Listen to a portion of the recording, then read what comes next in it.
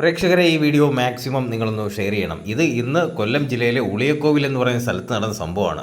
കഴിഞ്ഞ 1-2 ദിവസമായിട്ട് ഒരു യുവാവ്, മാനസികമായി ചെറിയ പ്രശ്നങ്ങളുള്ള ഒരു യുവാവ് സമീപത്തെ ഒരു വീട്ടിൽ ചെന്ന് കുറച്ച് പ്രശ്നങ്ങൾ ഉണ്ടാക്കുകയും അവർ പോലീസിനെ വിളിക്കുമെന്ന് പറഞ്ഞപ്പോൾ തൊട്ടടുത്തുള്ള ഒരു ഓടയ്ക്കകത്ത് കയറി.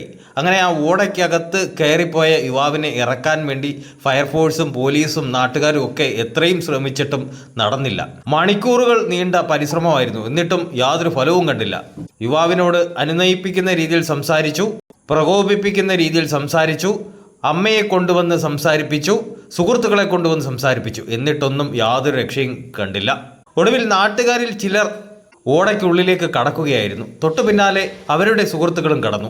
അങ്ങനെ മണിക്കൂറുകൾ നീണ്ട പരിശ്രമത്തിനൊടുവിൽ ആ യുവാവിനെ കയറിൽ കെട്ടി വലിച്ച് പുറത്തേക്കിടുന്ന ദൃശ്യമാണ് ഈ കാണുന്നത്.